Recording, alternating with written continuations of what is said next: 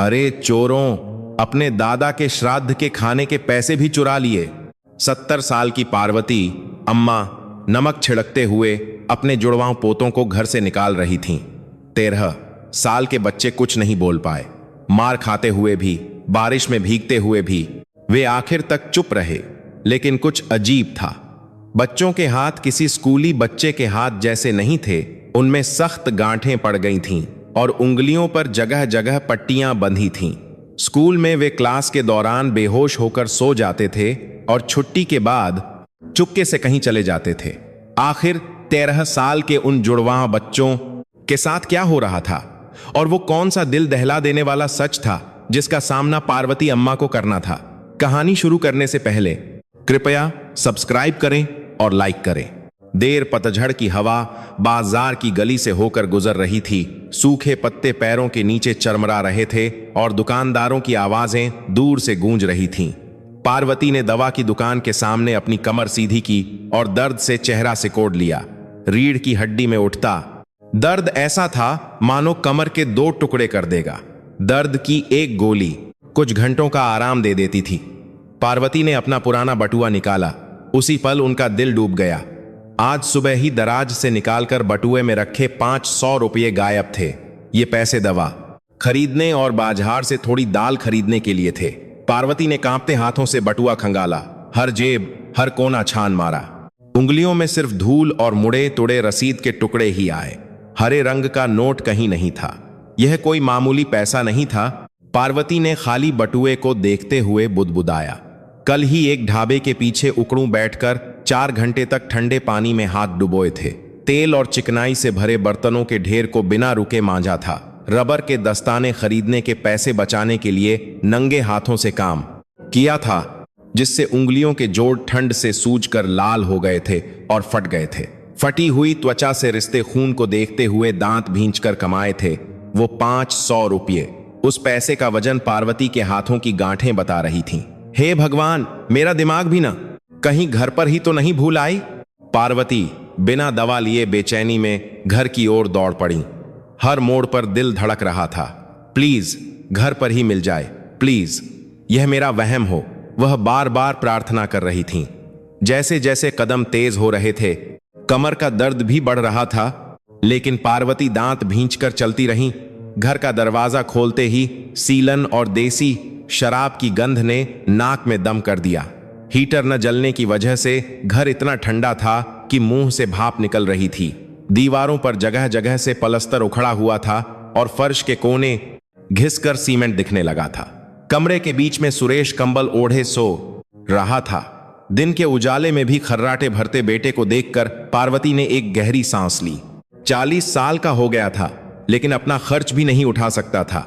बूढ़ी मां के घर पर पड़ा रहता था। सिरहाने रखी खाली शराब की बोतलें उसे बेटे की हालत जैसी ही लगीं, जिससे उसका दिल दुख गया। स्कूल से लौटे जुड़वां बच्चों का कमरा कसकर बंद था। अंदर से बच्चों की फुसफुसाने की हल्की आवाज आ रही थी। पार्वती ने कांपते हाथों से अपने कमरे की दराज खोली। जैसा कि शक था, पैसे वहां नहीं थे। एक बेचैनी सी हुई, जैसे दराज थोड़ी खुली हुई थी। सुबह तो मैंने इसे ठीक से बंद किया था, हैंडल थोड़ा टेढ़ा था। पार्वती की नजरें सोते हुए सुरेश और जुड़वां बच्चों के कमरे के बीच घूम रही थीं। कहीं ऐसा तो नहीं, यह ख्याल उनके दिमाग में कौंधा, लेकिन उन्होंने तुरंत सिर झटक दिया। नहीं, ऐसा नहीं हो सकता। मैंने ही कहीं गिरा दिया होगा। मेरे अपने ही खून चोरी करेंगे। मेरे बच्चे ऐसा नहीं कर सकते। शक और भरोसे के बीच पार्वती का दिल टुकड़े टुकड़े हो रहा था। वह विश्वास करना चाहती थीं। नहीं, उन्हें विश्वास करना ही था। तभी जुड़वां बच्चों के कमरे का दरवाजा अचानक खुला। रोहन और मोहन बाहर निकले और पार्वती से नजरें मिलते ही चौंक कर पीछे हट गए। आमतौर पर वे दादी आप आ गईं कहकर दौड़कर गले लग जाते थे, लेकिन आज कुछ और ही था। उन्होंने एक दूसरे को अजीब नजरों से देखा और चुपके से वापस कमरे में जाने लगे। रोहन ने अपनी फूली हुई जेब को जल्दी से पीछे छिपा लिया और मोहन ने छत की ओर देखकर बेसुरी सीटी बजाने की कोशिश की। तुम लोग कुछ छिपा रहे हो क्या? पार्वती ने गुस्से में पूछा। बच्चों ने सिर हिलाकर नजरें चुरा लीं। पार्वती को उनके बस्ते खंगालने की तीव्र इच्छा हुई। उनके हाथ खुजला रहे थे, लेकिन उन्होंने दांत भींचकर खुद को रोका। ऐसा किया तो मैं इंसान नहीं कहलाऊंगी। अपने ही पोतों को चोर समझूंगी? पार्वती रसोई के एक कोने में बैठ गईं। ठंडे फर्श की ठंडक उनके शरीर में समा रही थी, लेकिन उससे भी ज्यादा ठंडक उनके दिल में उतर रही थी। नल से टपकती पानी की बूंदों की आवाज ही शांत रसोई में गूंज रही थी। क्या इस गरीबी ने मेरे अपनों को भी राक्षस बना दिया? सारी गलती मेरी ही है। पार्वती अपना सीना पीटकर खुद को कोसने लगी। उन्होंने झुर्रियों वाले हाथों से अपना चेहरा ढक लिया और देर तक वहीं बैठी रहीं। 70 साल की जिंदगी संघर्ष में गुजार दी और बुढ़ापे में यह दिन देखना पड़ रहा था। दुख उनके गले तक आ गया था। सच तो यह था कि आज सुबह और भी अपमानजनक थी। पतझड़ की सर्द दोपहर में वह सरकारी दफ्तर में एक बाबू के सामने सिर झुकाए बैठी थीं। प्लास्टिक की कुर्सी ठंडी थी और ट्यूबलाइट की रोशनी आंखों में चुभ रही थी। क्लर्क ने परेशान होकर मॉनिटर और पार्वती को बारी बारी से देखा। अम्मा जी, इस बार भी आपका नाम सरकारी सहायता सूची में नहीं आया है। क्यों? इस बार फिर क्यों? पार्वती की आवाज कांप रही थी। क्लर्क ने अपना चश्मा ठीक करते हुए मॉनिटर की ओर इशारा किया। अम्मा जी, आपके बेटे के नाम पर एक मारुति कार रजिस्टर्ड है। आपने बताया कि वो गाड़ी अब कबाड़ हो चुकी है और किसी और के कब्जे में है, लेकिन कागजों में तो यह संपत्ति गिनी जाएगी। सरकार आपकी मदद नहीं कर सकती। उस गाड़ी को तो हमने कभी देखा तक नहीं। पार्वती ने होंठ भींच लिए। सुरेश ने कारोबार के नाम पर जो कर्ज लिया था, उस कर्ज के ढेर में बस वो बेनामी कार ही बची थी। गाड़ी कहां है यह भी नहीं पता, लेकिन कागजों में वो संपत्ति थी। कानून ऐसा ही है। यह सुनकर पार्वती को बेबस होकर लौटना पड़ा था। सरकारी दफ्तर से निकलते हुए उनके कदम भारी हो गए थे। घर लौटते समय उनके सीने में तेज दर्द उठा। उन्होंने सीना पकड़कर एक खंभे का सहारा लिया और सांसें दुरुस्त कीं। ऑपरेशन के 5 लाख रुपए तो दूर, दवा के पैसे बचाने के लिए दर्द की गोलियों से काम चला रही थीं, और अब वो दवा के पैसे भी गायब हो गए थे। पार्वती ने एक गिलास ठंडा पानी पीकर अपनी भूख और दिल की जलन को शांत किया। पानी गले से नीचे उतरते हुए अन्न प्रणाली को जमा रहा था। फिर उन्होंने जबरदस्ती सोने की कोशिश की। रात के 2 बजे दिल को निचोड़ देने वाले दर्द से पार्वती की नींद खुल गई। ठंडे पसीने से तकिया भीग चुका था। जब सब सो रहे थे, उस सन्नाटे में बैठक से प्लास्टिक की थैली की खड़खड़ाहट सुनाई दी। चूहा घुस आया क्या? पार्वती ने दर्द सहते हुए उठकर दरवाजे की दरार से बाहर झांका। अंधेरे में कोई उनकी अलमारी के पास खड़ा था, जहां उनका पर्स रखा था। एक परछाई धीरे धीरे हिल रही थी। पार्वती ने सांस रोककर उस परछाई को देखा। दिल की धड़कन कानों में गूंज रही थी। प्लीज, कोई चोर हो, कोई अनजान आदमी हो, वह मन ही मन प्रार्थना कर रही थी। चांद की रोशनी खिड़की से अंदर आ रही थी। उस धुंधली रोशनी में जो सिलुएट दिखा, वह सुरेश का था। झुके हुए कंधे, बिखरे हुए बाल, कोई शक नहीं था। जैसे ही उस परछाई ने पार्वती के बटुए को छुआ, एक सरसराहट की आवाज आई। नोटों के रगड़ने की आवाज। पार्वती सब कुछ पक्का कर लेना चाहती थी। वह बाहर निकलकर उसकी कलाई पकड़ना चाहती थी, लेकिन सच का सामना करने के ख्याल से ही वह टूट जाने से डर रही थी, इसलिए दरवाजा नहीं खोल सकीं। उन्होंने दोनों हाथों से अपना मुंह बंद कर लिया और बिना आवाज किए कांपती रहीं। आंसू उनकी झुर्रियों भरी गालों से बह निकले। परछाई के जाने के बाद पार्वती ने खुली आंखों से रात गुजार दी। वह छत के धब्बों को घूरती रहीं और सोचती रहीं, मेरे बटुए पर हाथ डालने वाला इस घर में और कौन हो सकता है। सुबह हो गई। खिड़की से सुबह की धुंधली रोशनी आ रही थी। पार्वती ने फिर से बटुआ देखा। इस बार बचे खुचे सिक्के भी गायब थे। बटुआ बिल्कुल खाली था। बटुए का अंदरूनी हिस्सा वीरान लग रहा था। पार्वती की आंखों में ठंडक भर गई। उनकी निराश नजरें बेटे के कमरे और पोतों के कमरे की ओर गईं। उनकी उंगलियां कांप रही थीं। इस छोटे पुराने घर में आखिर हो क्या रहा था? जिस सच का सामना पार्वती करने वाली थीं, वह सिर्फ 30 रुपये के गायब होने का मामला नहीं था। अगले दिन सुबह पार्वती का गला सूखने की वजह से नींद खुली। मुंह इतना सूखा था कि जीभ तालू से चिपक रही थी। आदत के मुताबिक समय देखने के लिए हाथ बढ़ाया, लेकिन तकिए के पास की जगह खाली थी। कल रात पक्का यहीं रखकर सोई थीं। हाथ में सिर्फ ठंडा फर्श महसूस हो रहा था।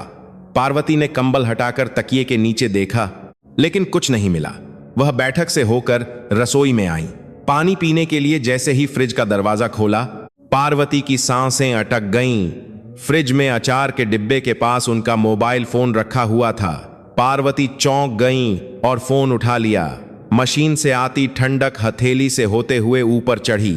ऐसा लगा जैसे वह ठंडक दिमाग तक पहुंच गई हो, जैसे दिमाग का कोई हिस्सा खाली हो गया हो।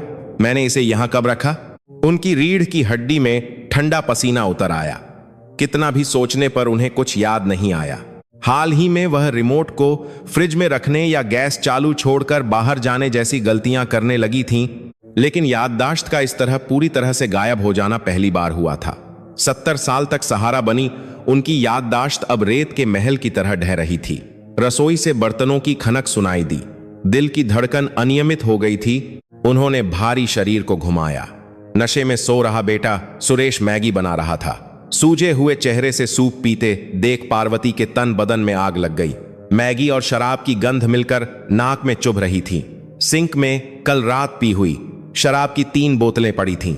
सुरेश ने पार्वती की नजरों से नजरें नहीं चुराईं और जैसे कुछ हुआ ही न हो हाथ आगे बढ़ा दिया। अम्मा, किराया दे दो, आज काम ढूंढने जाना है, बस 100 रुपये दे दो। पार्वती को इतनी हैरत हुई कि हंसी निकल गई। उन्होंने हाथ में पकड़ा ठंडा मोबाइल कसकर भींच लिया। उंगलियों के जोड़ सफेद पड़ गए। कल मेरे 500 रुपये गायब हो गए और तू मुझसे पैसे मांग रहा है? शर्म है तो मुंह बंद रख। एक गरीब की कमाई भी नहीं छोड़ी। अपनी बूढ़ी मां की दवा के पैसे चुरा लिए। सुरेश ने चम्मच पटक दिया। लाल सूप सफेद मेजपोश पर फैल गया। क्या कह रही हो? पैसे कैसे गायब हो गए? अम्मा, कहीं फिर से फ्रिज में रिमोट तो नहीं रख दिया? आप भूलने लगी हो, है ना? पार्वती ने सुरेश की आंखों में सीधे देखा। उसकी आंखों के कोने फड़क रहे थे। बदतमीज! सुरेश अचानक खड़ा हो गया।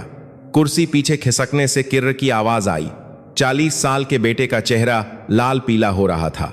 हाँ, मैंने एक दोस्त की जमानत देकर घर गंवा दिया, बीवी भी चली गई, लेकिन मैंने आपकी जमा पूंजी को हाथ नहीं लगाया। मैं कर्ज ले लूंगा, जुआ खेल लूंगा, लेकिन चोरों की तरह नहीं जीऊंगा। सुरेश की प्रतिक्रिया बहुत ज्यादा थी।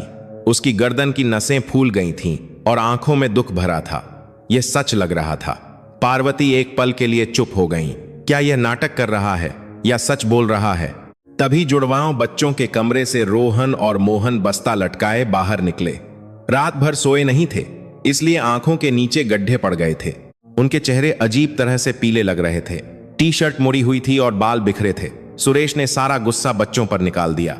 ओए, तुम लोगों ने दादी के बटुए को हाथ लगाया है क्या? आजकल के बच्चे साइबर कैफे जाने के लिए माँ बाप के पैसे चुराते हैं। रोहन ने होंठ भींचकर सिर झुका लिया। मुट्ठी भींचकर बस फर्श को देखता रहा। मोहन ने अपने पिता को ठंडी नजरों से देखा। पापा, आप अपना देखिए। सुरेश ने हाथ उठाया। उसे मारने की कोशिश करते देख पार्वती ने जल्दी से बीच बचाव किया। बच्चों को हाथ मत लगाना। स्कूल के लिए देर हो रही है, स्कूल के लिए देर हो रही है, जल्दी जाओ। बच्चे भागते हुए घर से निकल गए। दरवाजा जोर से बंद होने की आवाज घर में गूंज गई। सुबह की धूप दरवाजे की दरार से आकर गायब हो गई। पार्वती को अचानक पिछली बार पैसे गायब होने की घटना याद आई। उस दिन सुरेश शराब पीने के लिए बाहर गया था और घर पर नहीं था। जब सुरेश घर पर नहीं था तब भी पैसे गायब हुए थे। तो क्या सच में बच्चों ने? पार्वती ने जुड़वाओं बच्चों के कमरे की ओर देखा। दरवाजा खोलने का मन हुआ, लेकिन हैंडल पकड़कर हाथ हटा लिया। नहीं, अगर सच में उन्होंने चुराया होगा तो मैं यह कैसे देख पाऊंगी? डर ने उन्हें जकड़ लिया। अनजान रहना ही बेहतर लगा। पार्वती बेबस होकर बैठक के फर्श पर बैठ गईं। दोपहर को पार्वती कपड़े तह करते हुए सुरेश की पैंट की जेब टटोलने लगी। मुड़ी तुड़ी रसीदों के बीच एक अनजान विजिटिंग कार्ड मिला। तुरंत कर्जल शेट्टी भाई। कार्ड के कोने घिसे हुए थे। पीछे की तरफ घसीट कर लिखा एक नोट था। इस हफ्ते तक ब्याज नहीं मिला तो खेल खत्म समझ। पार्वती के हाथ कांपने लगे। कार्ड फर्श पर गिर गया। सुरेश, इस कमीने को पैसों की सख्त जरूरत तो है। उनका मन डगमगा रहा था। शाम को पार्वती बाजार से लाई पालक साफ करते हुए मेज पर बटुआ रख दिया। जानबूझकर ऐसी जगह रखा जहां से सुरेश और बच्चों को साफ दिखे। यह एक तरह का जाल था। पार्वती बर्तन धोने का नाटक करते हुए बैठक के आईने से पीछे नजर रख रही थीं। पानी की आवाज पर ध्यान देते हुए भी उनकी आंखें आईने से नहीं हटी। सुरेश टीवी देखते हुए हंस रहा था और जुड़वां बच्चे कमरे से बाहर नहीं निकले। कुछ न होने पर पार्वती और भी बेचैन हो गईं। रात 10 बजे पार्वती बाथरूम से लौटी तो सुरेश अलमारी के पास खड़ा था, ठीक उसी जगह जहां बटुआ रखा था। वहां क्या कर रहा है? पार्वती के चिल्लाने पर सुरेश चौंक गया। उसके कंधे उछल गए। कुछ नहीं, लाइटर ढूंढ रहा था। सुरेश जल्दी से कमरे में चला गया। दरवाजा जोर से बंद हुआ। पार्वती ने तुरंत बटुआ खोला। शुक्र है पैसे वहीं थे। उन्होंने राहत की सांस ली, लेकिन सीने का दर्द कम नहीं हुआ। उन्होंने सीना पकड़कर दीवार के सहारे देर तक खड़ी रहीं। रात 3 बजे पार्वती को फिर प्यास लगने से नींद खुली। गला सूखा जा रहा था। पानी पीने के लिए बाहर आई तो सुरेश के मोबाइल की स्क्रीन चमकती हुई दिखी। सुरेश खर्राटे भर रहा था। पार्वती अनजाने में उसके पास गईं और मोबाइल का मैसेज देखने लगीं। भेजने वाला शेट्टी भाई था। सुरेश बाबू, आज पैसे नहीं आए, कल घर आ रहा हूं। तुम्हारे बेटों का स्कूल भी पता है, इसलिए समझदारी से काम लेना। इस भयानक धमकी भरे मैसेज को पढ़कर पार्वती ने मुंह पर हाथ रख लिया। उनके हाथ कांप रहे थे। बेटे ने कर्ज की वजह से पोतों को भी खतरे में डाल दिया था। यह सोचकर उनका खून खौल उठा। तभी उनकी नजर तकिए के नीचे रखे अपने बटुए पर गई। कुछ गड़बड़ लगी। कांपते हाथों से बटुआ खोला। 500 रुपये फिर गायब थे। बटुआ खाली था। सोने से पहले तो थे। सुरेश सो रहा था। खर्राटों की आवाज नियमित थी। इसका मतलब सुरेश के सोने के दौरान किसी ने हाथ साफ किया था। पार्वती की नजरें जुड़वां बच्चों के कमरे की ओर गईं। दरवाजा 1 उंगली जितना खुला था। अंधेरे में वह दरार और भी काली दिख रही थी। कर्ज में डूबा बाप या उस बाप को देखकर बिगड़े हुए पोते? पार्वती एक ऐसे भंवर में फंस गई थी जहां से निकलना मुश्किल था। बाहर सुबह की धुंधली रोशनी फैल रही थी, लेकिन पार्वती के मन में अभी भी घना अंधेरा था। कुछ दिनों बाद सुबह पार्वती को सीने में दबाव महसूस होने से नींद खुली। दिल ऐसा दुख रहा था जैसे किसी ने मुट्ठी में भींच लिया हो। ठंडा पसीना पीठ पर बह रहा था। दवा लेने के लिए पानी लेने गईं तो दरवाजे के पास रुक गईं। जूते रखने की जगह पर कुछ सफेद चीज दिखी। अंधेरे में भी वह चमक रही थी। पुराने घिसे हुए जूतों के बीच एक जोड़ी बिल्कुल नए जूते रखे थे, जैसे अभी अभी प्लास्टिक से निकाले हों। सफेद रंग पर नीली धारियां थीं। काफी महंगे लग रहे थे। पार्वती ने कांपते हाथों से जूते उठाए। साइज देखकर पता चला कि यह बड़े पोते रोहन का है। नए रबर की गंध आ रही थी।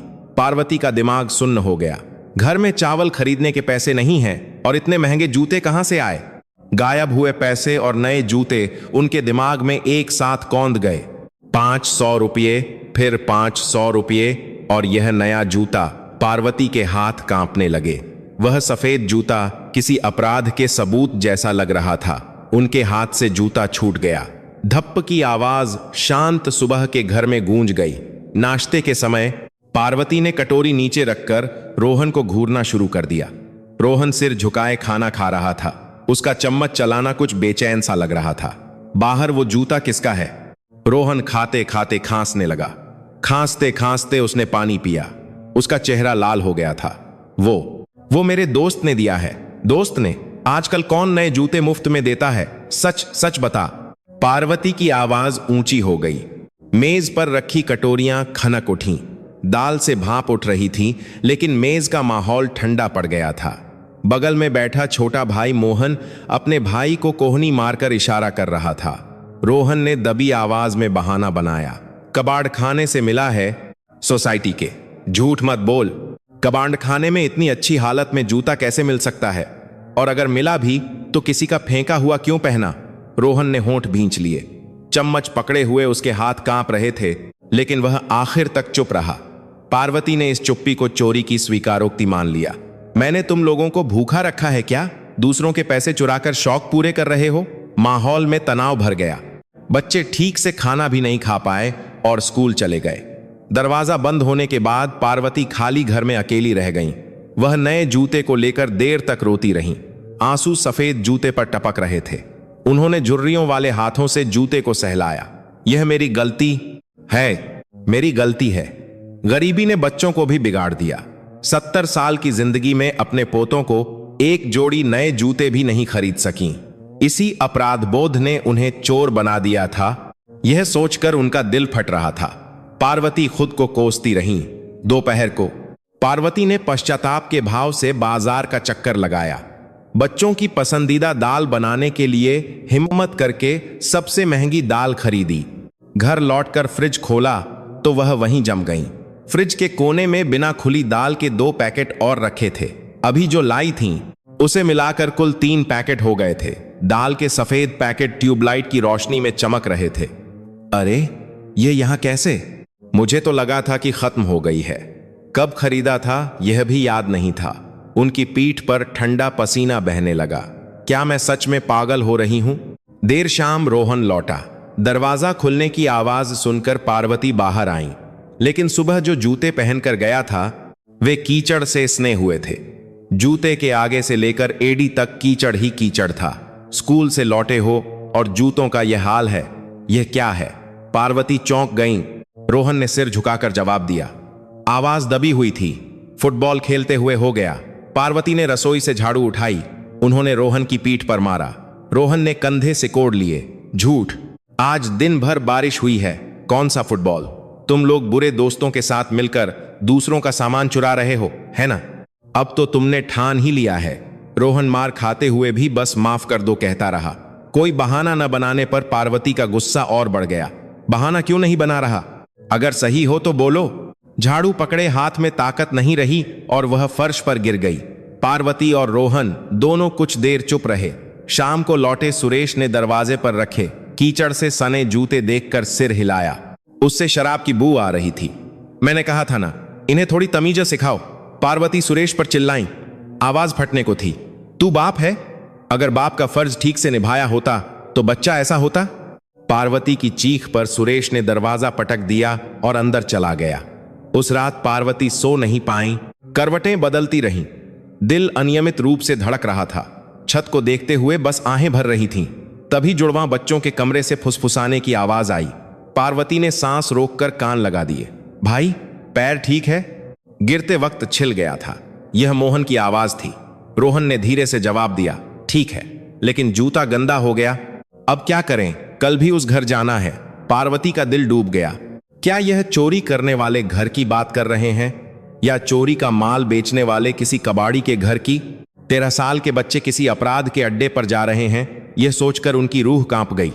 पार्वती दरवाजा खोलकर अंदर जाना चाहती थीं, लेकिन सच का सामना करने पर कोई भयानक सच्चाई सामने आ जाएगी, इस डर से हाथ नहीं बढ़ा सकी। हैंडल पकड़ने की कोशिश में हाथ पीछे खींच लिया और अंधेरे में चुपचाप रोने लगी। अगले दिन सुबह पार्वती ने बटुआ नहीं देखा।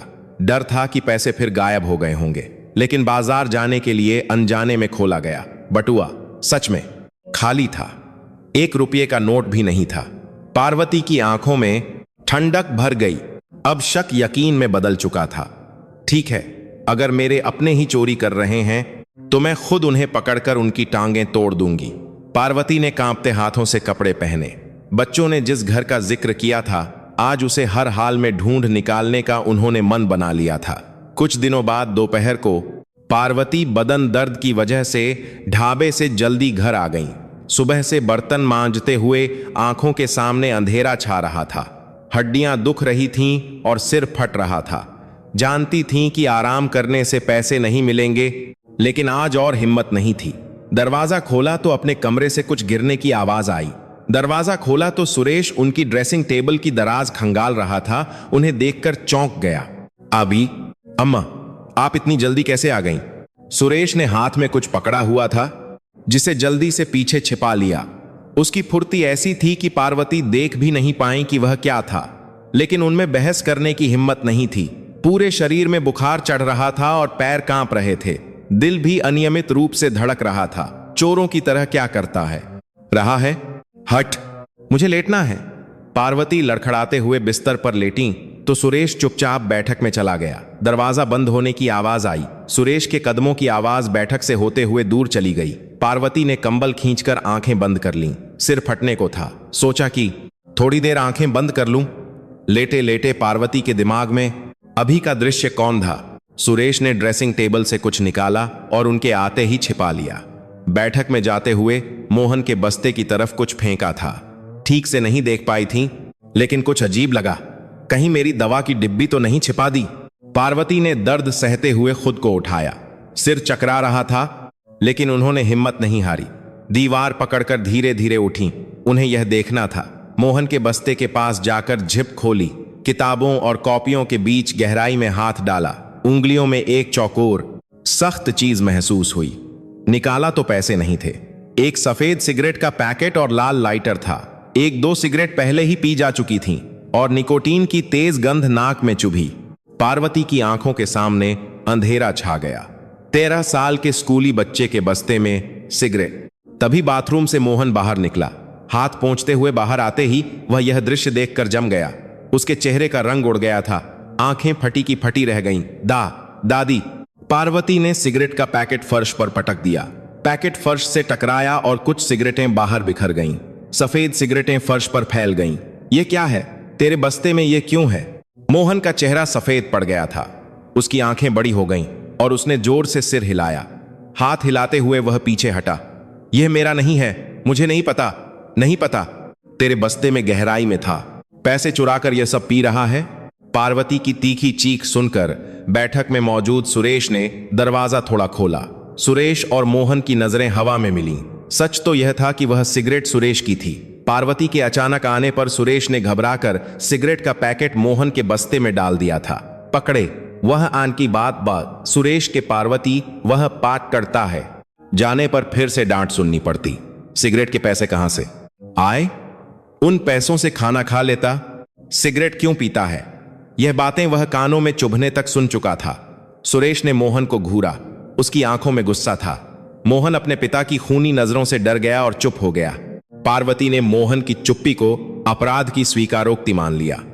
कोई बहाना नहीं बना रहा, मतलब पक्का इसी का है। अब कुछ कहने को नहीं है। छोटे से ही लक्षण खराब हैं। पार्वती ने हैंगर उठाया। उनके हाथ कांप रहे थे। वह मन ही मन चीख रही थीं। प्लीज कह दे कि यह तेरा नहीं है। रोते हुए गिड़गिड़ा, कह कि यह तेरा नहीं है। चुप क्यों है? क्यों? लेकिन मोहन ने होंठ भींच रखे थे। पार्वती ने आंसू पीकर मोहन की पिंडलियों पर मारा। बदतमीज, किससे सीखा यह सब? हैंगर की चटाक आवाज कमरे में गूंज गई। मोहन पिंडलियों पर मार खाते हुए भी आखिर तक गलती हो गई तक नहीं बोला। बस मोटी मोटी आंसू की बूंदें टपकाता रहा। पार्वती मारते मारते थक गई और हैंगर हाथ से छूट गया। तभी फोन की घंटी बजी। पार्वती हांफते हुए फोन उठाया। नमस्ते, मैं मोहन की टीचर बोल रही हूं। टीचर की आवाज सख्त थी। उनकी पीठ पर ठंडा पसीना बहने लगा। क्या बात हो गई जो फोन किया? अम्मा जी, मोहन आजकल क्लास में बहुत ज्यादा सो रहा है। जगाने पर भी नहीं उठता। पता नहीं रात में क्या करता है। चिंता होती है। पार्वती का दिल डूब गया। आवाज कांप रही थी। रात में देर से सोता होगा इसलिए। और एक बात। टीचर थोड़ी देर रुकी, फिर बोली। आवाज और धीमी हो गई थी। क्लास में एक बच्चे का बटुआ गायब हो गया है। बच्चों में तरह तरह की बातें हो रही हैं। अभी पता नहीं चला कि किसने किया है, लेकिन मोहन को भी अपना सामान संभाल कर रखने को कहिए और घर पर भी ध्यान दीजिए। फोन रखते ही पार्वती के पैरों तले जमीन खिसक गई और वह वहीं बैठ गई। रिसीवर हाथ से छूटकर फर्श पर लुढ़क गया। पी पी की आवाज गूंज रही थी। घर के पैसे चुराने के बाद अब स्कूल में दोस्तों के पैसे चुराने लगा, और सिगरेट भी। पार्वती का दिमाग सुन्न हो गया था। शरीर से सारी ताकत निकल गई थी। पार्वती ने सूजी हुई पिंडलियों को पकड़े कोने में दुबके मोहन को देखा। मोहन ने सिर झुका रखा था। उसके कंधे कांप रहे थे। पिंडलियों पर लाल निशान साफ दिख रहे थे। आखिर गलती कहां हो गई? ज्यादा लाड प्यार से बिगाड़ दिया क्या? हे भगवान! कमरे में भारी खामोशी छा गई। बाहर सूरज ढल रहा था, लेकिन दादी और पोते के बीच एक ठंडी दीवार खड़ी हो गई थी। मोहन के होंठ कांप रहे थे, जैसे कुछ कहना चाहता हो, लेकिन कह नहीं पा रहा था। लेकिन वह आखिर तक चुप रहा। उस चुप्पी में छिपे सच को पार्वती अभी तक नहीं जानती थी। मरे हुए पति के श्राद्ध से एक दिन पहले की सुबह थी। पार्वती रोज से थोड़ा जल्दी उठी। शरीर भारी था, लेकिन आज का दिन टाला नहीं जा सकता था। गुनगुने पानी से नहाते हुए वह पति के बारे में सोचने लगी। जिंदगी भर बस दुख ही दिया था उस आदमी ने। जवानी में कारोबार के नाम पर घर का सारा पैसा डुबो दिया और बुढ़ापे में बीमारी से अस्पताल के चक्कर काटता रहा। फिर भी कोई शिकायत नहीं थी। बस ये मल्लाल था कि जीते जी उसे ढंग का खाना नहीं खिला सकी। आज बाजार जाकर श्राद्ध के लिए अच्छा खाना बनाने का सामान लाने का सोचा था। साल में एक बार, कम से कम इस दिन तो उसे अच्छे खाने की खुशबू मिले। एक मरे हुए इंसान के लिए वह बस इतना ही कर सकती थी। पार्वती ने अलमारी की गहराई में हाथ डाला। मौजे के ढेर में छिपाकर रखे पैसे निकालने के लिए बर्तन मांज कर मिली दिहाड़ी से 10-20 रुपये बचाकर जमा किए थे। कमर और हाथ दुखते थे, फिर भी सहकर जमा किए थे। पूरे 3 महीने जमा किए थे, लेकिन मौजा खाली था। हाथ घुमाने पर भी सिर्फ पुराना मोहजा ही हाथ लगा, पैसे नहीं थे। पार्वती ने पूरी अलमारी उलट पुलट कर दी, कंबल झाड़े, सारे कपड़े बाहर निकाले, दराज के हर कोने, तकिए के नीचे सब कुछ छान मारा। सिर्फ धूल उड़ रही थी, पैसों का कोई नामो निशान नहीं था। नहीं, अरे यह तो तुम्हारे खाने के पैसे थे। पार्वती के हाथ कांपने लगे, घुटनों में जान नहीं रही और वह वहीं बैठ गईं। दिल की अनियमित धड़कन कानों में गूंज रही थी। आंखों के सामने अंधेरा छा गया। मरे हुए पति से शर्मिंदा होकर, खुद को लाचार पाकर आंसू बह निकले। तभी दरवाजा खुलने की आवाज आई। देर से लौटे जुड़वां बच्चे अंदर आ रहे थे। रोहन और मोहन कीचड़ से सने हुए थे। पैंट के घुटने काले पड़ गए थे और जूतों पर भी कीचड़ लगा था। नाखूनों में भी मिट्टी फंसी थी, जैसे जमीन खोद कर आए हों। एक पल में पार्वती के दिमाग में सारी कड़ियां जुड़ गईं। नए जूते, मोहन के बस्ते में सिगरेट और गायब हुए पैसे। ये कमीने पैसे चुराकर बाहर घूमते हैं और अब कीचड़ में लौट रहे हैं। उनका सब्र का बांध टूट गया। पार्वती रसोई की ओर भागी, मोटे नमक से भरी टोकरी लेकर आईं। उनके हाथ कांप रहे थे। चोर कहीं के, तुम लोग इंसान हो? अपने दादा के श्राद्ध के खाने के पैसे भी चुरा लिए? कुछ न समझने वाले बच्चों पर उन्होंने नमक फेंकना शुरू कर दिया। सफेद नमक के दाने बच्चों के सिर और कंधों पर गिरे। जैसे किसी बुरी नजर को उतार रही हों, वैसे ही नमक फेंकती रहीं। नमक बच्चों के कपड़ों और फर्श पर बिखर गया। निकल जाओ, निकल जाओ मेरे घर से। रोहन ने घबराकर उन्हें पकड़ लिया। उसकी आंखें फटी हुई थीं। उसने कीचड़ से हाथों से उनकी साड़ी का पल्लू पकड़ लिया। दादी, क्या हुआ? हमने क्या किया? लेकिन पार्वती ने बच्चों को धक्का दे दिया। अपनी झुर्रियों वाली हाथों की पूरी ताकत से धक्का दिया। वो पैसे क्या थे, तुम्हें पता है? तुम्हारे दादा के खाने के पैसे। पूरे 3 महीने जमा किए थे मैंने। मोहन होंठ भींचक कर खड़ा था, बस मोटी मोटी आंसू की बूंदें टपका रहा था। उसने एक शब्द भी नहीं कहा, होंठ भींचकर सिर झुकाए खड़ा रहा। इस मोसब ने पार्वती को और गुस्सा दिलाया। कुछ तो बोलो, कहो कि तुमने नहीं किया। चिल्लाओ। चुप क्यों हो? मुंह क्यों बंद कर रखा है? पार्वती ने बच्चों को दरवाजे से बाहर धकेल दिया। रोहन ने चौखट पकड़ ली, लेकिन पार्वती ने उसका हाथ झटक दिया। चुराए हुए पैसे वापस लाने तक अंदर आने की सोचना भी मत। धड़ाम, दरवाजा बंद हो गया। पार्वती ने कांपते हाथों से दरवाजे पर कुंडी लगा दी। खट्टों की आवाज आई। बंद दरवाजे के पीछे से बच्चों के रोने की आवाज आ रही थी। रोहन के दरवाजा पीटने की आवाज, मोहन के सिसकने की आवाज, दादी दादी पुकारने की आवाज। पार्वती दरवाजे के पास बैठकर फूट फूट कर रोने लगीं, जैसे शरीर की सारी ताकत निकल गई हो। उनके कंधे हिल रहे थे। फर्श पर बिखरे नमक के दाने घुटनों में चुभ रहे थे, लेकिन उन्हें महसूस नहीं हो रहा था। कुछ देर बाद दरवाजे के बाहर से बच्चों की फुसफुसाहट सुनाई दी। भाई, दादी बहुत गुस्से में होंगी। कोई बात नहीं, हमारा प्लान तो नहीं पता चला ना? बस कुछ दिन और मेहनत कर लेते हैं। लेकिन पार्वती को यह बातें सुनाई नहीं दी। उनके रोने की आवाज में सब दब गया। वह बैठक में आकर पति की तस्वीर के सामने घुटने टेक कर बैठ गईं। ब्लैक एंड व्हाइट तस्वीर में पति भावहीन नजरों से देख रहे थे। जवानी की तस्वीर थी। पार्वती ने तस्वीर को सहलाते हुए प्रार्थना की, माफा करना। मेरे पापों की वजह से इस साल तुम्हारे श्राद्ध पर अच्छा खाना नहीं बना पाऊंगी। आंसू तस्वीर के फ्रेम पर टपक रहे थे। रात 9 बजे के बाद बाहर बारिश की आवाज आने लगी। पतझड़ की बारिश हो रही थी। हवा भी चल रही थी। काफी ठंड थी। खिड़की पर पड़ती बारिश की बूंदों से पार्वती का गुस्सा ठंडा पड़ गया और डर लगने लगा। बच्चों का ख्याल आया। पतले कपड़े पहने थे, खाना भी नहीं खाया। उनका दिल डूब गया। उन्होंने दरवाजा थोड़ा खोला। बच्चे वहां नहीं थे। गली की स्ट्रीट लाइट टिमटिमा रही थी। बारिश का पानी डामर की सड़क को भिगो रहा था। कहीं गुस्से में घर छोड़कर तो नहीं चले गए? बुरे दोस्तों के साथ मिलकर कोई कांड तो नहीं कर दिया? तरह तरह के डरावने ख्याल उनके दिमाग में घूमने लगे। पार्वती एक पुरानी छतरी लेकर बाहर निकली। बारिश तेज हो रही थी। रोहन, मोहन, वह गला फाड़कर चिल्लाईं। कोई जवाब नहीं आया। गली गली भटककर बच्चों को ढूंढने लगीं। पार्वती के पुराने जूते भीग गए और ठंडा पानी उंगलियों के बीच से रिस रहा था। रोहन, मोहन, दादी की गलती थी, बाहर आ जाओ। ठंडी बारिश पार्वती के गर्म आंसुओं को धो रही थी। आंसू थे या बारिश का पानी, पता नहीं चल रहा था। गालों से बहती पानी की धारा थोड़ी से टपक रही थी। मैं पागल हो गई थी। मैं सठिया गई थी। खाना तो खिलाकर भेजती। पछतावा लहरों की तरह उमड़ रहा था। लेकिन अब बहुत देर हो चुकी थी। स्ट्रीट लाइट की रोशनी बारिश की बूंदों के बीच हिल रही थी।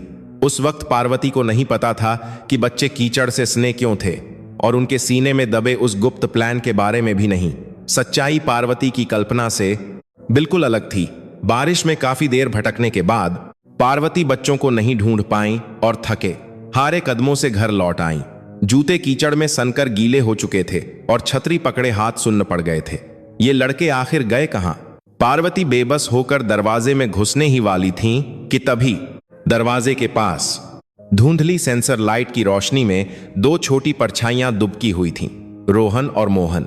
बच्चे बारिश में पूरी तरह भीग चुके थे और ठंड से एक दूसरे से चिपककर कांप रहे थे।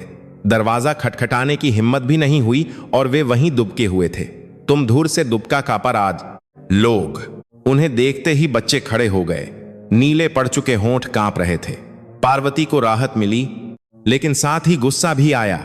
पर उनकी दयनीय हालत देखकर गले तक आई गाली बाहर नहीं निकली।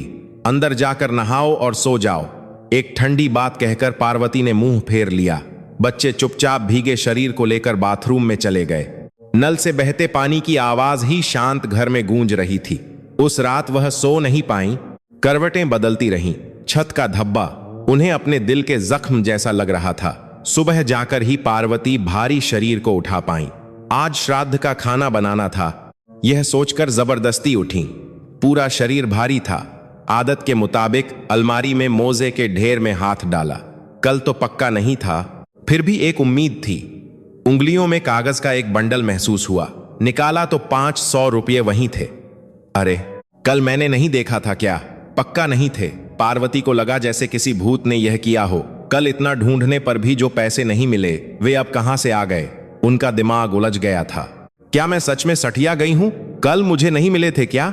लेकिन श्राद्ध जरूरी था, इसलिए पार्वती बेचैनी के साथ पैसे लेकर कसाई की दुकान की ओर चली गई। असल में वह पैसे बच्चों ने रात भर बारिश में पर्चे बांटकर कमाए थे और दादी के सोते समय चुपके से रख दिए थे।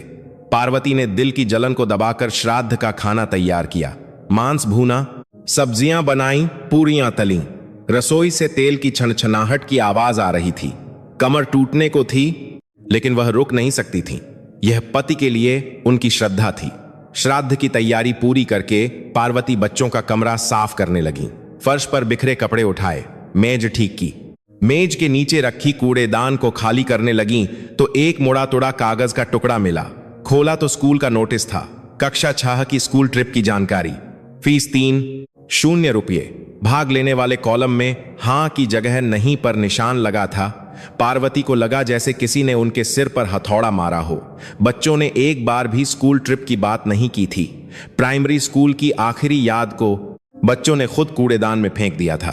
पैसे चुराकर फालतू काम करते हैं और स्कूल के प्रोग्राम के बारे में बताते भी नहीं। पार्वती का दिल टूट गया। गरीबी से शर्मिंदा होकर स्कूल जाना छोड़ दिया क्या? या दोस्त तंग करते हैं? तभी टीचर का फोन आया। अम्मा जी, इनके पिताजी से संपर्क नहीं हो पा रहा है। मैंने बच्चों के हाथ नोटिस भेजा था, मिला क्या? बच्चे स्कूल ट्रिप पर नहीं जा रहे हैं। पार्वती ने चुपचाप सांस ली। कह रहे हैं कि दोस्तों के साथ जाने से ज्यादा दादी के साथ घर पर रहना अच्छा लगता है। आजकल किशोरावस्था में है, शायद दोस्तों से थोड़ा दूर रह रहे हैं। घर पर भी थोड़ा ध्यान दें तो अच्छा होगा। फोन रखते ही पार्वती के हाथ से रिसीवर गिर गया। तो सच में कोई तंग करता है। बाहर बुरे काम करते करते स्कूल के दोस्तों से भी दूर हो गए। सुबह खरीदे मांस के पैसों से बच्चों को कुछ पैसे दे देती।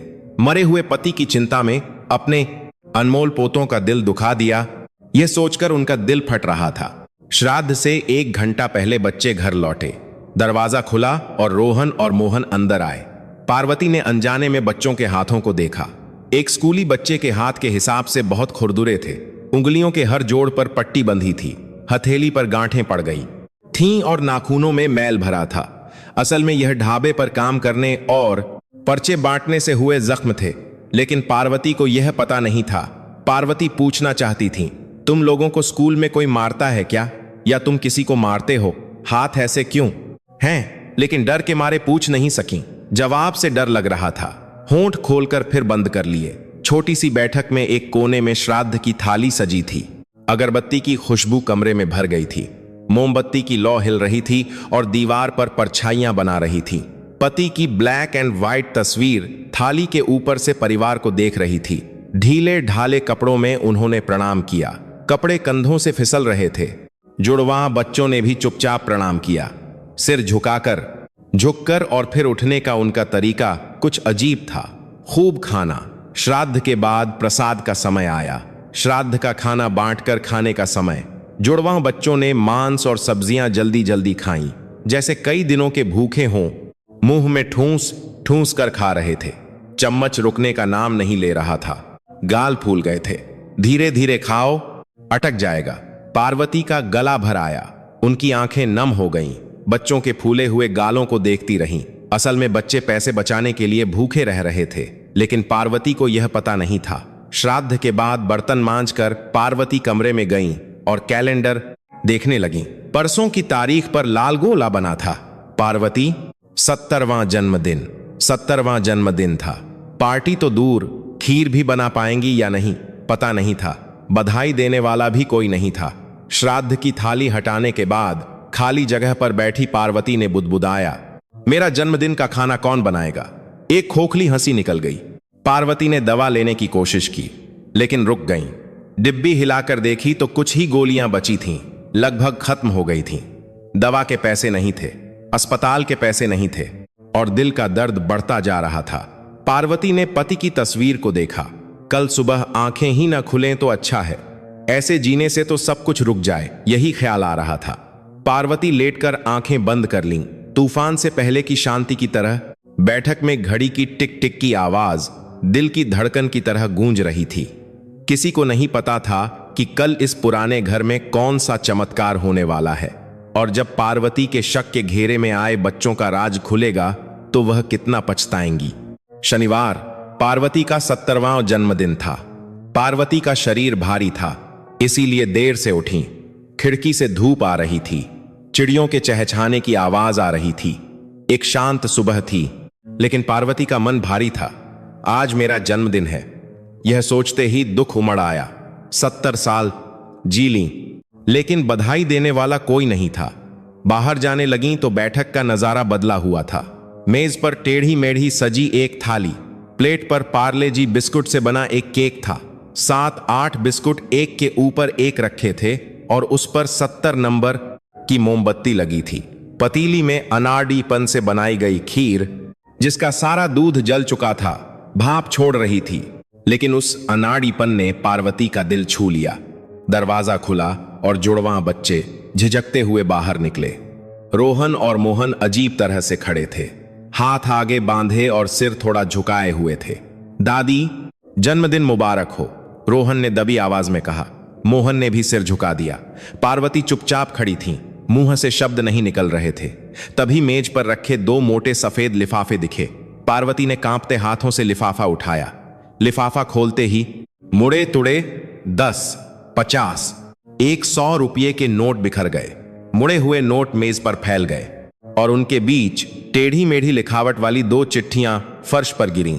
पार्वती ने कांपते हाथों से चिट्ठियां उठाईं। पहली चिट्ठी रोहन की थी। दादी, यह ऑपरेशन के पैसे हैं, अभी बहुत कम हैं। एक पारी को लेकर की आर था, लेकिन मैं और कमा कर लाऊंगा।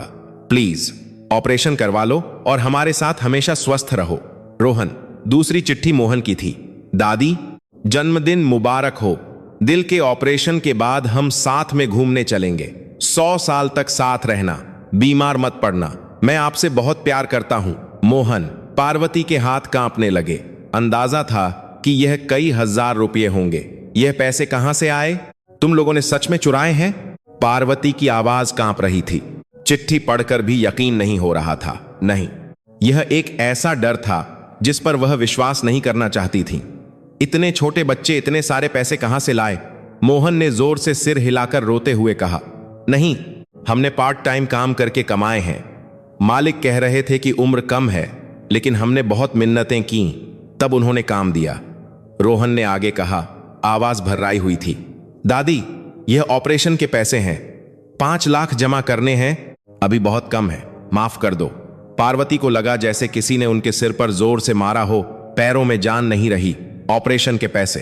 तुम्हें यह कैसे पता चला? बच्चों ने सब कुछ बता दिया। रोहन ने मुंह खोला। अस्पताल में डॉक्टर अंकल ने कहा था, दादी का दिल एक मोमबत्ती की तरह है, जरा सा झटका लगा तो बुझ जाएगा। अगर हम बताते कि हम पैसे कमा रहे हैं तो दादी डर जाएंगी। इसलिए हमने दादी के जन्मदिन पर ऑपरेशन के पैसे जमा करके सरप्राइज देने का सोचा था। मोहन ने आगे कहा, जब दादी हम पर गुस्सा कर रही थीं, तब भी नहीं बता पाए। लगा कि आप मना कर दोगी, इसलिए बस मार खाते रहे। बच्चों ने यह बातें डॉक्टर के कमरे के बाहर सुनी थीं। दादी डर के मारे बीमार न पड़ जाएं, इसलिए जान की बाजी लगाकर यह राज छिपाया था। इसलिए वे सुबह 5 बजे उठकर अखबार बांटते, स्कूल के बाद पर्चे बांटते और छुट्टियों में एक चाय की दुकान पर सफाई करते। हाथ फट गए, घुटने छिल गए और रात में बेहोश होकर सो जाते।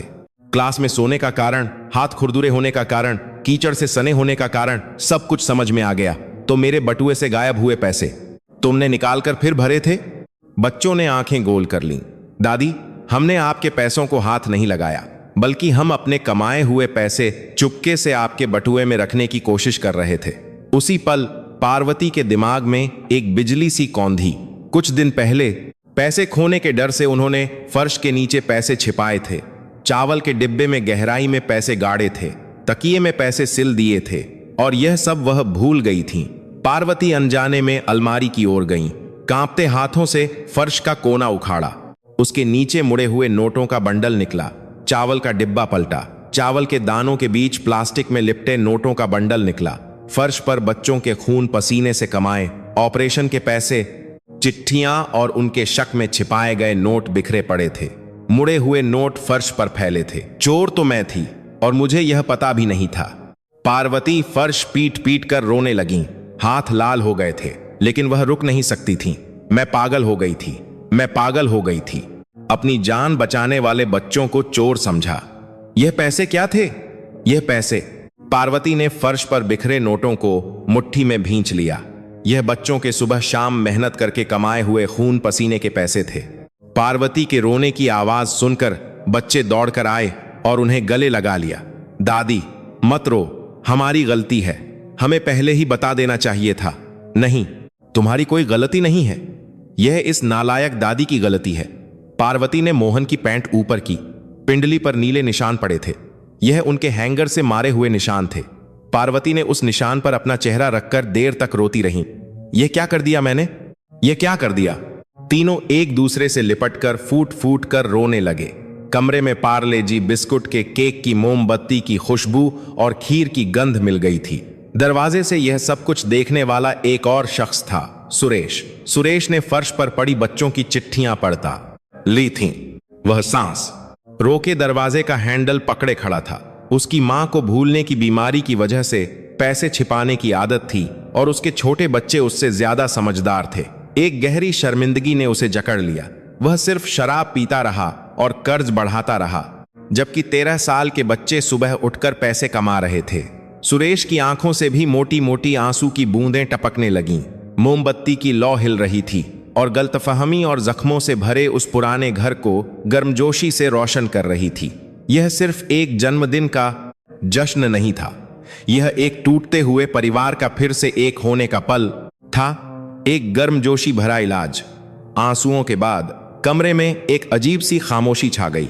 बिस्कुट केक की मोमबत्तियां बुझ चुकी थीं और खीर ठंडी हो गई थी। दादी की गलतफहमी दूर हो गई थी, लेकिन एक समस्या अभी भी बाकी थी, मोहन का सिगरेट वाला मामला। वह सिगरेट सच में किसकी थी? पार्वती ने मोहन की चोटिल पिंडली पर दवा लगाते हुए धीरे से पूछा। उंगलियां बहुत सावधानी से चल रही थीं। मोहन, वह सिगरेट सच में तेरी नहीं थी, है ना? दादी तुझ पर भरोसा कर सकती हैं? मोहन के होंठ फड़फड़ाए, जैसे कुछ कहना चाहता हो, लेकिन दरवाजे से दिख रहे अपने पिता की ओर देखकर उसने सिर झुका लिया। यह देखकर सुरेश का दिल टूट गया।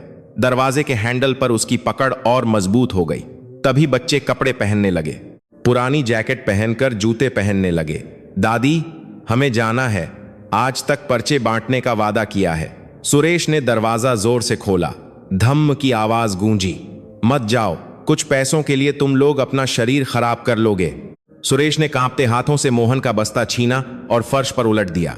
किताबों के बीच से सफेद सिगरेट का पैकेट और लाइटर बाहर निकला।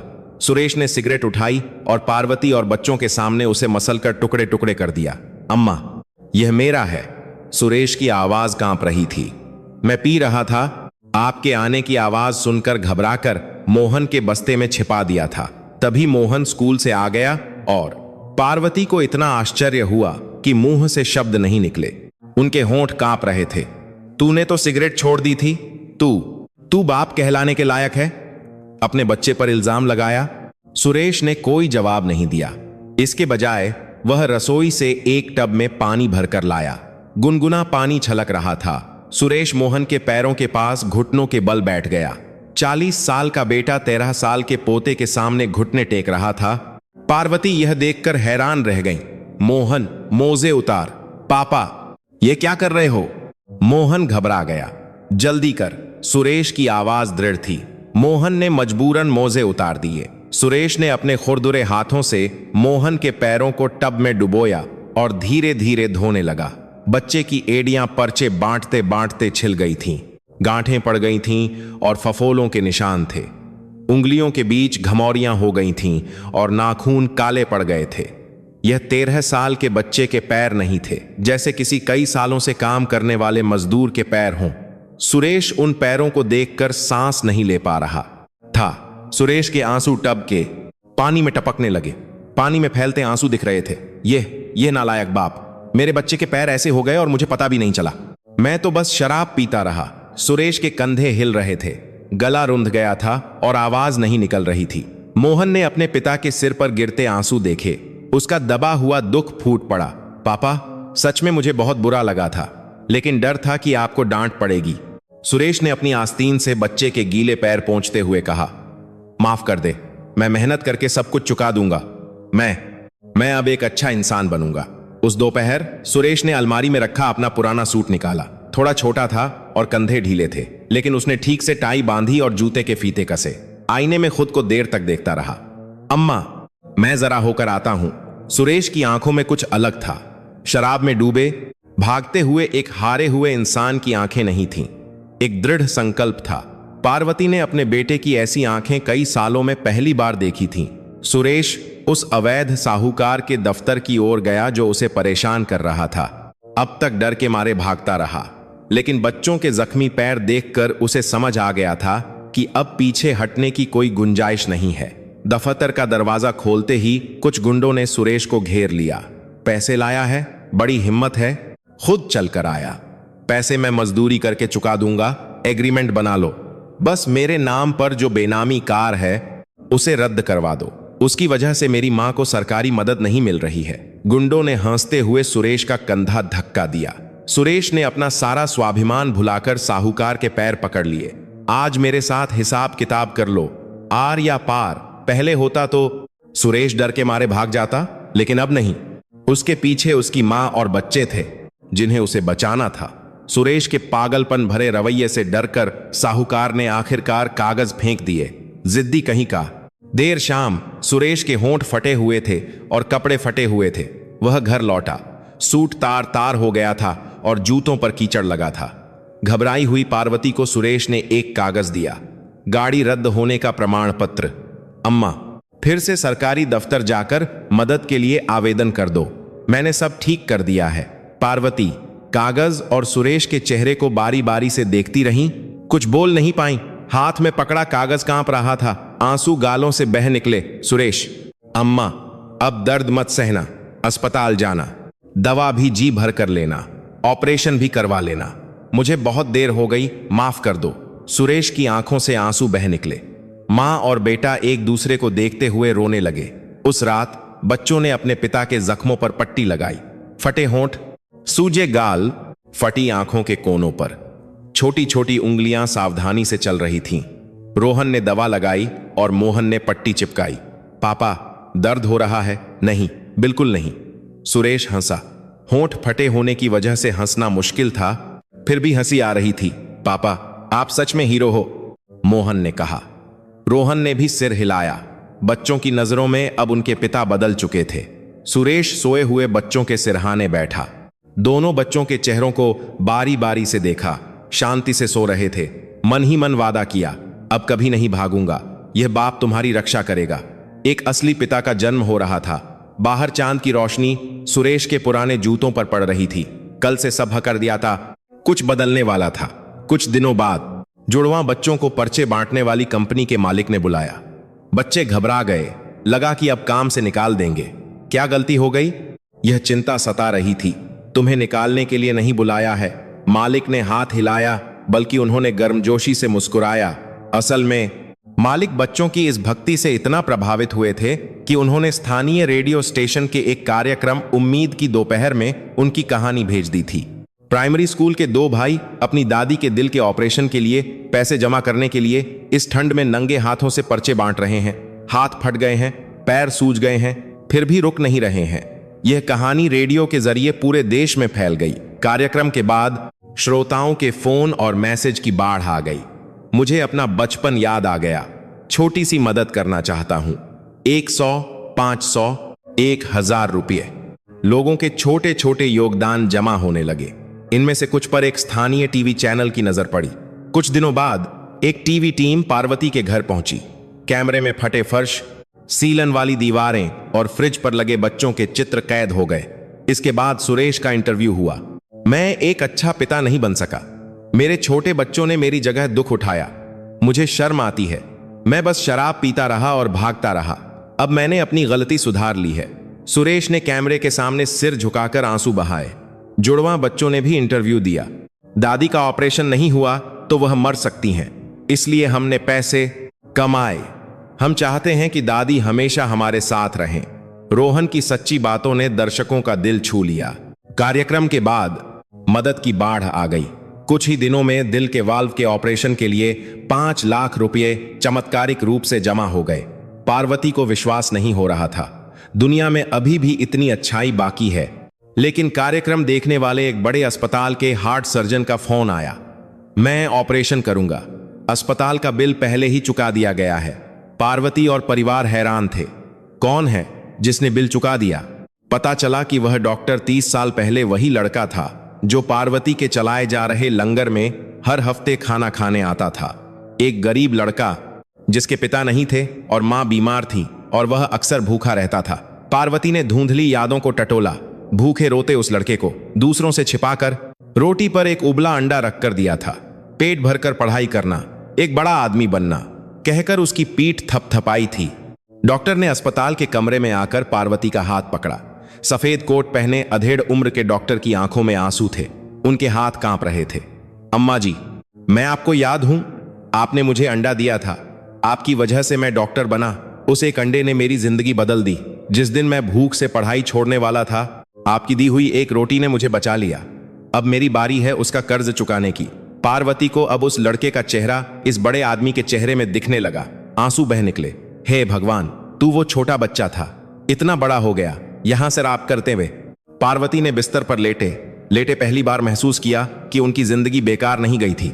इतने सारे बर्तन, इतनी सारी मेहनत, रोज का कमर दर्द, सब कुछ व्यर्थ नहीं था। ऑपरेशन की तारीख तय हो गई। पार्वती ऑपरेशन थिएटर में जाने से पहले डर रही थी। स्ट्रेचर पर लेटे हुए छत को देख रही थी, कहीं मैं उठ ही न पाऊं तो। सुरेश ने पार्वती का हाथ कसकर पकड़ लिया। अम्मा, मैं बाहर ही रहूंगा। अगर यमराज आए तो मैं उनका गला पकड़कर भगा दूंगा। आप आराम से सो जाओ। पार्वती हंस पड़ी। बेटा, अब मजाक भी करने लगा है। जुड़वां बच्चों ने ऑपरेशन थिएटर का दरवाजा बंद होने तक जोर जोर से चिल्लाया, दादी, हम आपसे प्यार करते हैं, हिम्मत रखना। ऑपरेशन थिएटर का दरवाजा बंद हो गया। धम्म की आवाज के साथ लाल बत्ती जल गई। ऑपरेशन जारी है, वह लिखा हुआ चमक रहा था। लंबे ऑपरेशन के दौरान सुरेश कॉरिडोर की कुर्सी पर बैठकर प्रार्थना करता रहा। जिंदगी में पहली बार प्रार्थना कर रहा था। दोनों हाथ जोड़कर आंखें बंद कर लीं। शराब में डूबे दिन याद आए। मां की दवा के पैसे शराब में उड़ा दिए थे। उन सभी दिनों पर पछतावा हो रहा था। मेरी उम्र ले लो, बस मेरी मां को बचा लो। मैंने बहुत गलतियां की हैं, अब मैं सही रास्ते पर चलूंगा। रोहन और मोहन भी पास बैठकर प्रार्थना कर रहे थे। बच्चों के हाथ सुरेश के हाथ पर थे। तीनों चुपचाप लाल बत्ती को देखते रहे। 1 घंटा, 2 घंटे, 3 घंटे। समय धीरे धीरे बीत रहा था। कॉरिडोर में दवा की गंध फैली हुई थी। 8 घंटे के लंबे ऑपरेशन के बाद ऑपरेशन थिएटर की बत्ती बुझ गई। तीनों एक साथ खड़े हो गए। दिल जोर जोर से धड़क रहा था। दरवाजा खुला और डॉक्टर पसीना पोंछते हुए बाहर आए। मास्क के पीछे एक मुस्कान थी।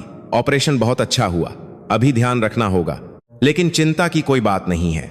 सुरेश और जुड़वां बच्चे अस्पताल के कॉरिडोर में खुशी से चिल्लाने लगे, एक दूसरे को गले लगाकर उछलने लगे। नर्स ने चुप रहने को कहा, लेकिन उन्हें सुनाई नहीं दिया। आंसू और हंसी एक साथ मिल गए थे। रोहन और मोहन सुरेश से लिपट गए। तीनों अस्पताल के कॉरिडोर के बीच में लिपटकर रोने लगे।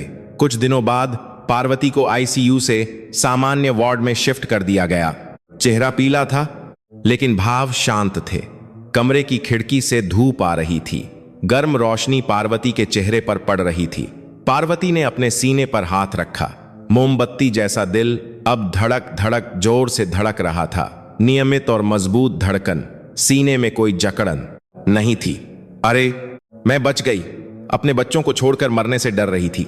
पार्वती हंस पड़ी, साथ में आंसू भी बह निकले। जिंदा रहना इतना कीमती होगा, सोचा नहीं था। वार्ड के टीवी पर खबर आ रही थी, दादी का ऑपरेशन सफल रहा। मदद करने वाले सभी लोगों का धन्यवाद का संदेश चल रहा था। पार्वती ने सुरेश को बुलाया। बेटा, मेरी जान तो डॉक्टर साहब ने बचा ली, यह मदद के पैसे किसी और जरूरतमंद को दे दो। सुरेश ने सिर हिलाया, आंखें नम हो गईं। हाँ अम्मा, यही ठीक रहेगा। पैसे तो अब मैं हूं ना, मैं कमाकर खिलाऊंगा। सुरेश की भरोसेमंद बात पर पार्वती ने ड्रिप लगी हाथ से बेटे के गाल को सहलाया। खुरदुरा हाथ था, लेकिन उसकी गर्माहट दुनिया में सबसे ज्यादा थी। जुड़वां बच्चे कमरे में आए, हाथ में संतरे का थैला था। दादी, संतरे लाए हैं, अस्पताल के बाहर बहुत सस्ते मिल रहे हैं। रोहन ने संतरा छीलकर पार्वती के मुंह में दिया। खट्टा मीठा स्वाद मुंह में फैल गया। कमरे की खिड़की से पहली बर्फ गिरने लगी। सफेद बर्फ के फाहे गिर रहे थे, लेकिन इस बार की बर्फ ठंडी नहीं थी, दुनिया में सबसे ज्यादा आरामदायक लग रही थी। पार्वती ने खिड़की के बाहर देखकर मुस्कुराया। बेटा और पोते पास थे, एक नई सर्दी शुरू हो रही और इस परिवार के लिए भी एक नई शुरुआत हो रही थी।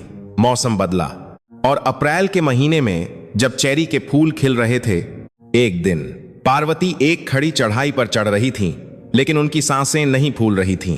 पहले होता तो बीच में 3 बार रुकना पड़ता था। सीना पकड़कर हांफते हुए चढ़ती थीं, लेकिन आज बिना रुके चढ़ गईं। दिल जोर जोर से धड़क रहा था, धड़क धड़क नियमित और मजबूत धड़कन। पड़ोस की दुकान वाली ने नमस्ते किया। अम्मा जी, आपका चेहरा तो खिल गया है, आजकल कोई अच्छी खबर है क्या? रंगत फूल जैसी हो गई है, पार्वती ने शर्माते हुए जवाब दिया। बेटे ने ताकत की दवा दी है, शायद इसलिए। ताकत ही ताकत है। असल में यह सिर्फ दवा की वजह से नहीं था, मन की शांति की वजह से था। कर्ज की चिंता, बच्चों की चिंता खत्म हो गई तो भारी शरीर पंख जैसा हल्का हो गया था। रात को अच्छी नींद आती थी और खाना भी स्वादिष्ट लगता था। घर में घुसकर पार्वती ने आदत के मुताबिक फर्श का कोना उठाने की कोशिश की, लेकिन हंसकर रुक गईं। अब पैसे छिपाने की जरूरत नहीं थी। फटा हुआ फर्श नया हो गया था और सीलन वाली दीवारें भी साफ हो गई थीं। घर रोशन हो गया था। भूलने की दवा अभी भी खा रही थीं, लेकिन अब कैलेंडर पर दवा खाने का समय जुड़वां बच्चे रंगीन हाइलाइटर से सुंदर तरीके से लिख देते थे। गुलाबी, पीला, हरा, रंग बिरंगे अक्षर कैलेंडर पर भरे थे। दादी की दवा सुबह 8 बजे। शाम का समय दरवाजा खुला और सुरेश अंदर आया। काम के कपड़े पसीने से भीगे थे, लेकिन चेहरा खिला हुआ था। कंस्ट्रक्शन साइट पर दिन भर काम करने की ईमानदार पसीने की गंध के साथ हाथ में पकड़े 2 चिकन की खुशबू भी घर में भर गई। रोहन, मोहन, पापा आ गए। सुरेश की आवाज में दम था, आत्मविश्वास से भरी आवाज। बच्चे कमरे से दौड़कर निकले। चिकन की खुशबू सूंघकर उनकी आंखें चमक उठीं। सुरेश ने शॉपिंग बैग से 2 जोड़ी नाइकी के जूते निकाले।